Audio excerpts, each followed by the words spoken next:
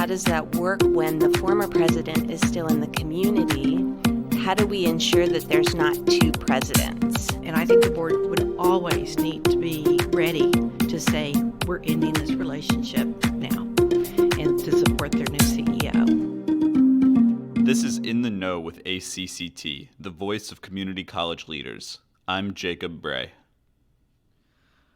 On this episode of In the Know, Communications Director David Connor and Educational Events Director Christina Simons talked with Kim Dale, the incoming president at Western Wyoming Community College, and Karla Leech, the outgoing president. They really got into what their relationship is like as incoming and outgoing presidents and best practices for leadership transitions. Okay, so we're here with Karla Leech, who is the former president of Western Wyoming Community College, and the new president, Kim Dale. And we're here because I was having a really interesting conversation with Kim yesterday about her onboarding process coming onto Western Wyoming. And Karla's been an advocate of ACCTs for a while and coming to our GLI. So I thought it would be a nice conversation to hear how the two of you are working together in this time of transition for Karla and for Kim onto the campus. So just wanted to hear about it. Okay, and just really briefly, we're actually here right now at the Governance Leadership Institute for New Trustees. That's the GLI, and it's great to have the two of you, a new president and an experienced president, working together, and at this institute for new trustees. So, can you guys just talk a little bit about your relationship, personal and professional, of course, and how you're working together with one another and with your board to make this transition? Okay, this is Kim, and I'll go ahead and start. And I'm going to be very honest that I didn't know what to expect because this is a little bit unusual.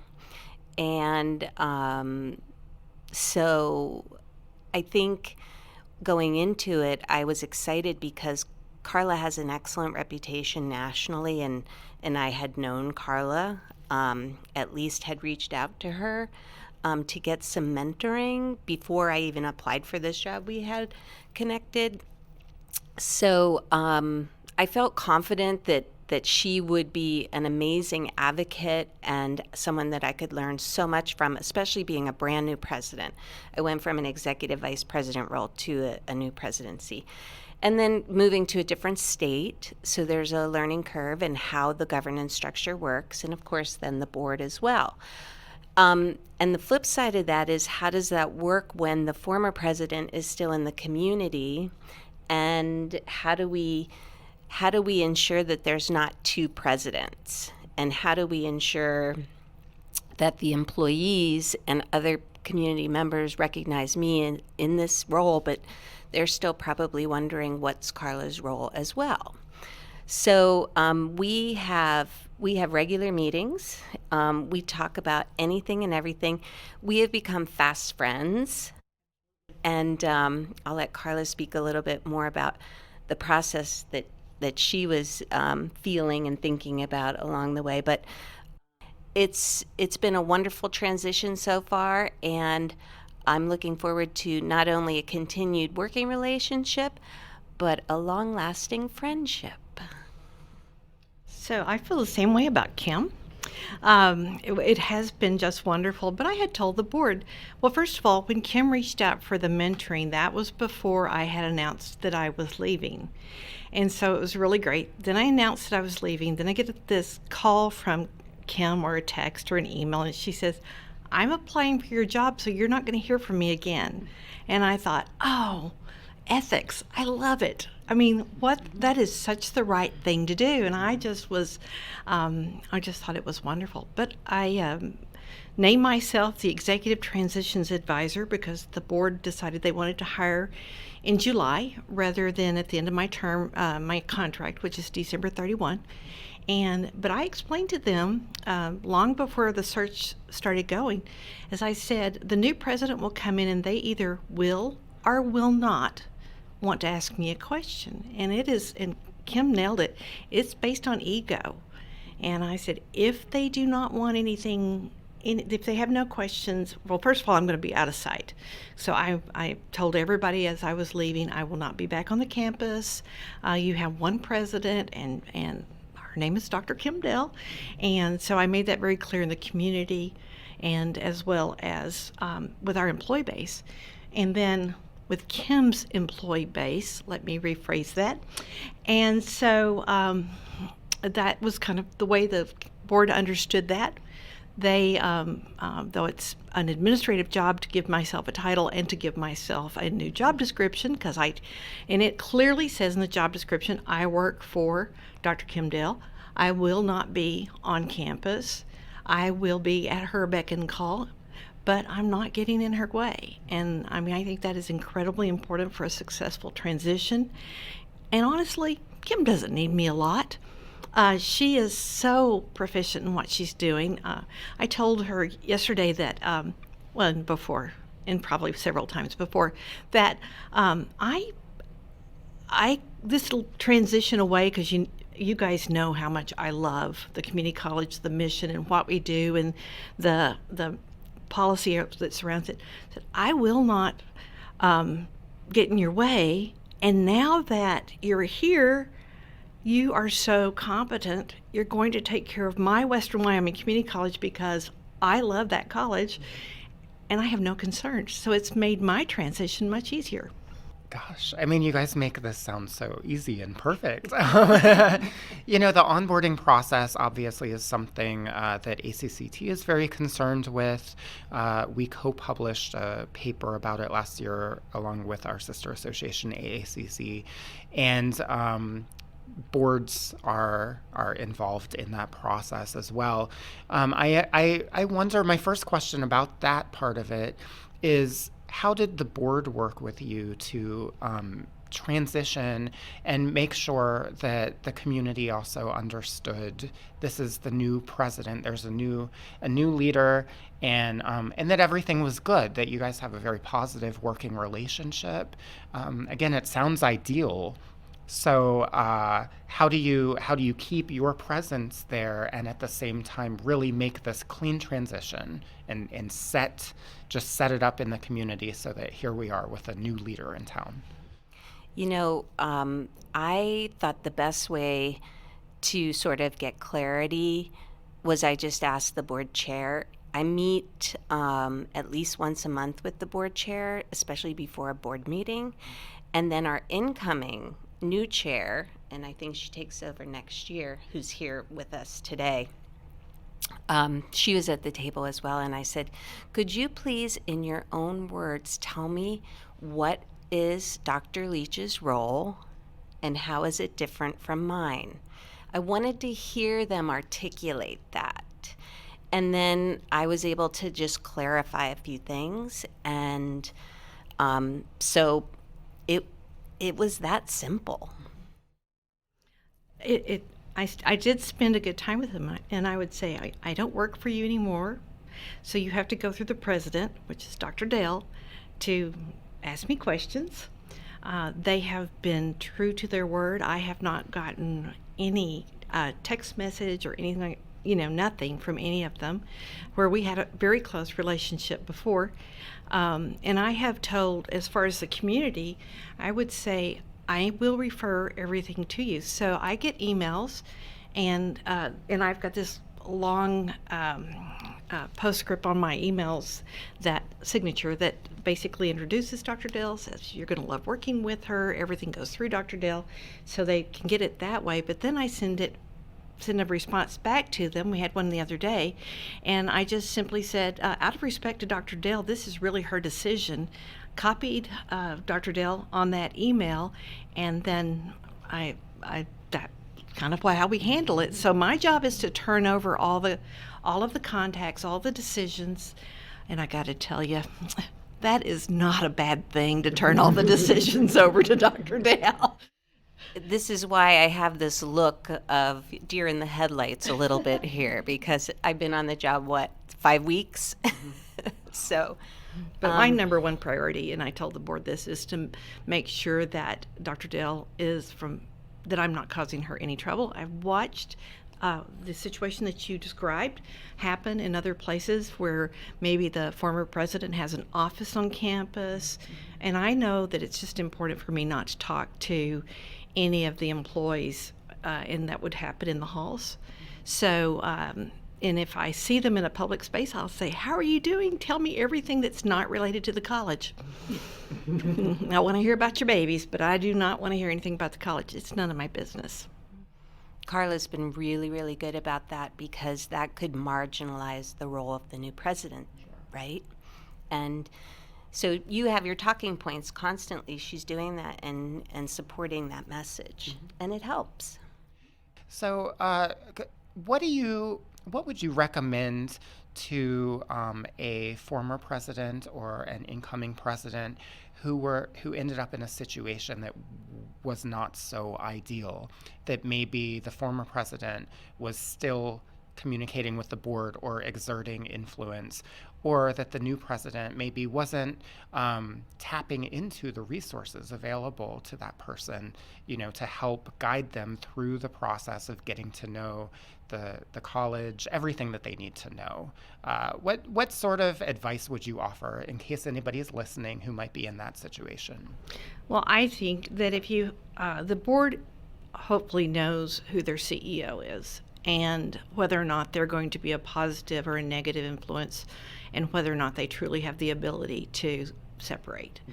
And I think the board would always need to be ready to say, we're ending this relationship now, and to support their new CEO.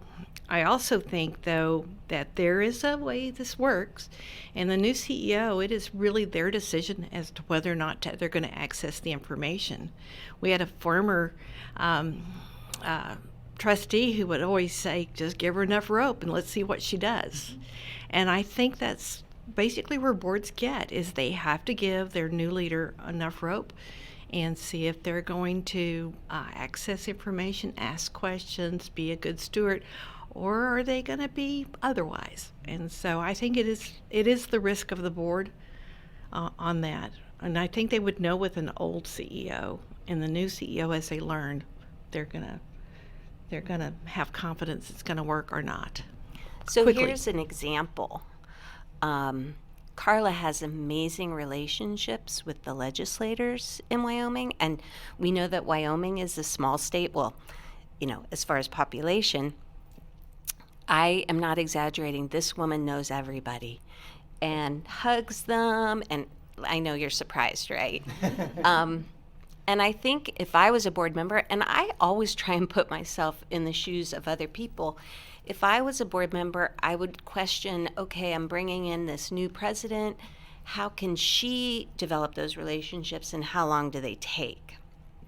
So what I've done is talk about that openly with the board chair to say, I'm intentionally learning from Karla. And she and I went to an event at the Wyoming Capitol, and she introduced me to 15 legislators, maybe, and the governor and his elected officials. And so she helped make that transition. I'm just being honest with everybody to say I can't come to the table with that relationship, and not very many people could in that regard. Now, there are other things, and this speaks to knowing your strengths, right? So come to the table. I know certain strengths, but why wouldn't I tap into this resource? So I am. And I think it's only fair to say if you've ever set up a succession planning kind of relationship with a vice president or a dean, you also have to, and I am talking about me, and this might sound wrong, but I'm going to go ahead and do this. You have to know if that person's going to be authentic, because I have seen people hand off a job and not tell the full story. That doesn't do the college any good. It really doesn't do the former employee any good. So I'm very dedicated to Dr. Dale knowing everything, and she may tell me to go away because she's tired of me giving her. At the same time, I wait for her questions, because it is drinking out of a fire hose to walk into one of these jobs, And she needs to have the opportunity to say, now I would like to talk about parking lots, but information has its own time, and that time is based on her, not on me. So I've not just been blathering to her. I'm waiting for her questions. And by the way, just to be honest with you, she's asking all the right questions. But as I said before, she brings so much knowledge to the table. It's not made my job very difficult. But I do need to learn the state. And there's a commission. We have a community college commission, so how do we navigate that? And that's different than in Nebraska or Colorado, where I'm from. So this is where the rest of the story happens. And there's so many of those stories that you can't possibly get when you come into a new job like this. Yes, and then without tainting the new person, I think it's only fair to say, and I have said, they might not, probably don't have yours or Western's interest in mind, best interest in mind. But that's for her to discover. But at the same time, there's really it's not right of me to let her fall into the same hole that I fell in. And then maybe she won't have the same experience that I did, but she could be aware. And isn't that nice? That's amazing.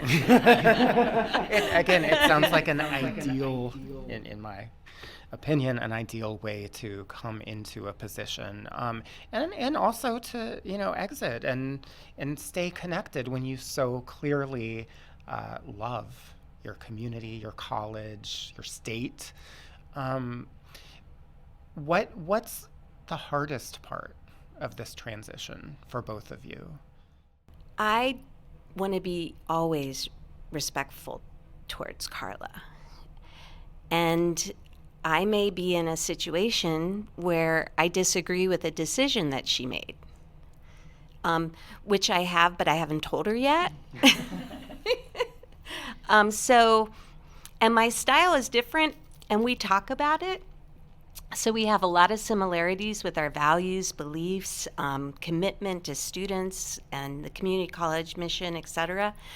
But we think very differently, and we laugh about it, don't we? We do. So I'm the conceptual big picture person who loves a whiteboard and wants to work on strategic planning and direction. And I'm an ETSJ, so I am really in there.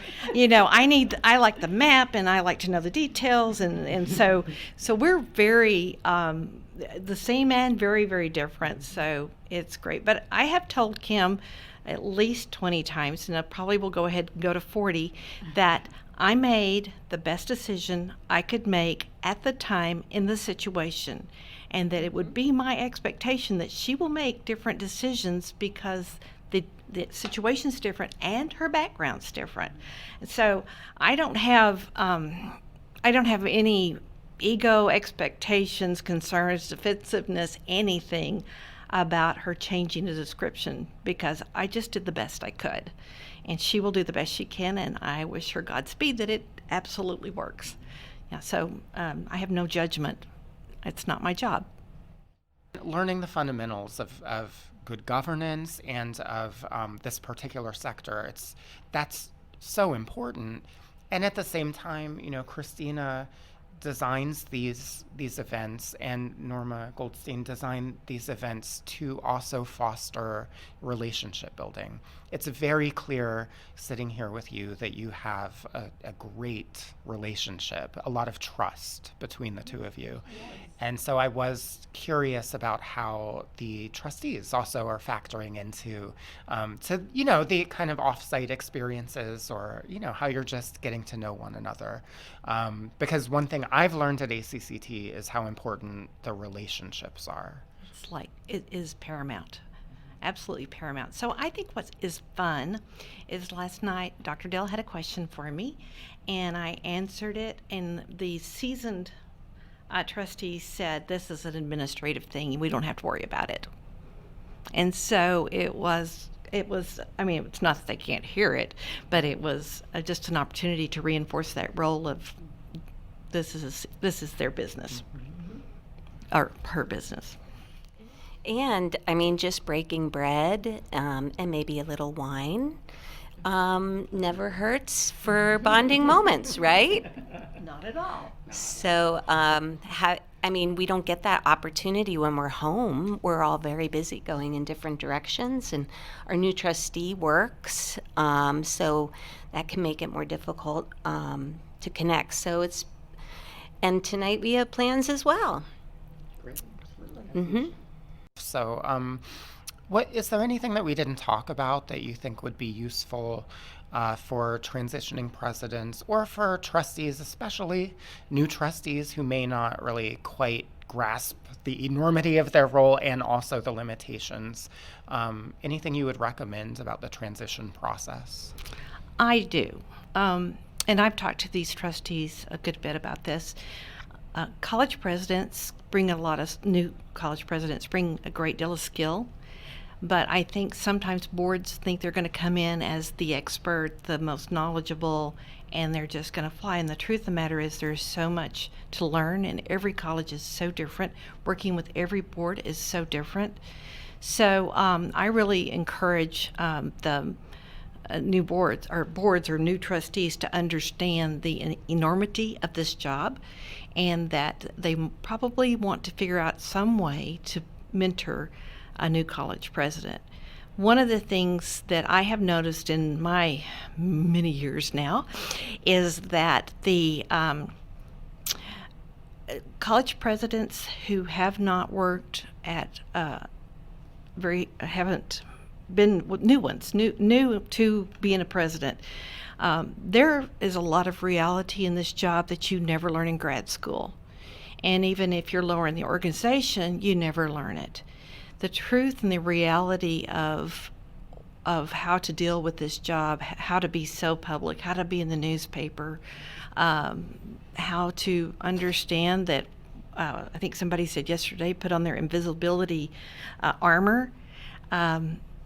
These are tough jobs, and I think that a new college president needs to have the support of their trustee to reach out and get support in doing this. And we have an excellent board. Of course, we might sound Pollyanna right now about all of this, but we are being completely honest. This has worked very, very well. I think going in this direction, if a board is thinking about this type of transition process, it's important to have those expectations put out there day one, and continue to have conversations. How's it going? What's working well? And a trustee or a chair can say, how can I help? And be committed to that. Because, like I talked about earlier, the ego, you need to kind of put your ego on a shelf and recognize if you have that little moment, right? But then move on and think about the benefits associated with this.